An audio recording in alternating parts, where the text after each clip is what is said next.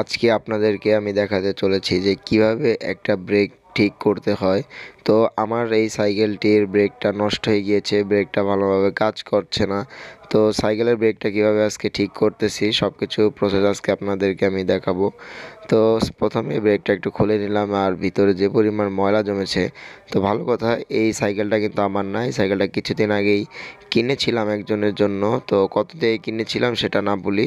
তো এটা হচ্ছে 71 সাইকেল, যেটা আমি আগে ব্যবহার করতাম। তো বর্তমানে তো আমি ভ্যালোস ব্যবহার করি। তো সাইকেল থেকে এই ব্রেকের যে ব্রেক শুগুলো থাকে এগুলো একটু খুলে নিলাম।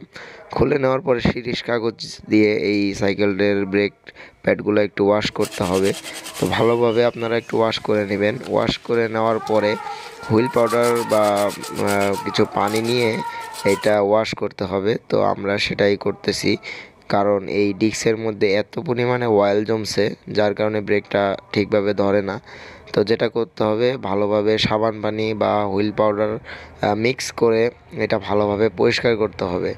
যতটা পারবেন ততটাই পরিষ্কার করবেন। এটা পরিষ্কার করে নিতে হবে, নাহলে এই তেল লেগে থাকার কারণে ব্রেকটা ঠিকভাবে কাজ করে না। তো সাবান পানি দিয়ে ভালোভাবে ধুইলে এই সাইকেলের ডিস্ক থেকে তেলগুলো কেটে যাবে, আর তেল কেটে গেলেই ঠিকভাবে ব্রেকটা ধরবে। তো ব্রেক মেশিনের মধ্যে ভালোভাবে সাবান পানিগুলো দিয়ে দিলাম, তাতে করে ভিতরের যে অয়েলগুলো আছে এগুলো সব পরিষ্কার হয়ে যায়। আর যাদের সাইকেলের ব্রেকের মধ্যে কোনো তেল লাগেনি তারা যেটা করবেন, এটা পরিষ্কার করার জন্য ভালোভাবে ওয়াশ করে নেবেন।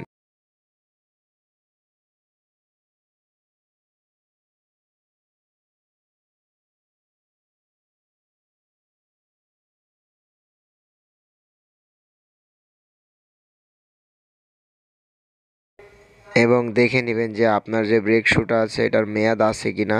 যদি মেয়াদ শেষ হয়ে যায় তাহলে এটা বাদ দিয়ে নতুন একটা ব্রেক শ্যু লাগিয়ে নেবেন। এটা যে কোনো দোকানেই পেয়ে যাবেন, গিয়ার সাইকেলের ব্রেক শ্যু বললেই আপনারা এটা পেয়ে যাবেন। এটার দাম মাত্র 50 টাকা জোড়া। তো একটা মেশিনে আর কি এক জোড়া ব্রেক শ্যু ব্যবহার করতে হয়, আর দুইটা ব্রেকে 2 জোড়া ব্যবহার করতে হয়। তো আমরা এটা ভালোভাবে পরিষ্কার করে এখন এটা সেটিং করব। আর সেটিং করার সময় দেখি যে এটার ব্রেকের মধ্যে যে একটা চম্বুক থাকে সেটা নষ্ট হয়ে গেছে।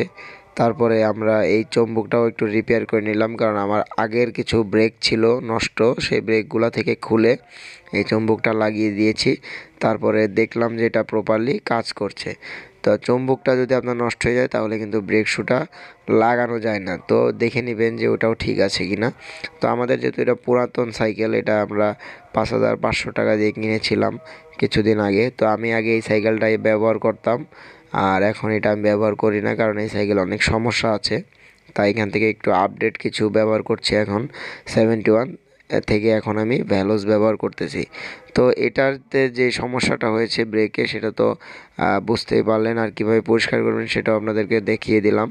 তো এখন আমরা সামনের ব্রেকটাও ঠিক করব, কারণ ওটাতেও ঠিকভাবে ব্রেক ধরে না। তো ব্রেক শুগুলো খুলে একটু শিরিষ কাগজ দিয়ে ঘষে নিয়ে দেখি ব্রেকটা কাজ করে কি না। অ্যান্ড এভাবে করলে হয়তো বা আপনাদেরটাও ঠিক হয়ে যেতে পারে। আর নিজের সাইকেল নিজেই বাসায় বসে ঠিক করাই ভালো, এতে করে আপনার নিজের জিনিসের প্রতি যত্নটাও বাড়বে। তো এখন দেখতেছি না ব্রেকটা ভালোই ধরতেছে, আগের থেকে মোটামুটি একটু ভালোই ধরতেছে। তো এটার যা বুঝলাম যে ব্রেক শুটাও পাল্টাতে হবে। তো ব্রেক শুটা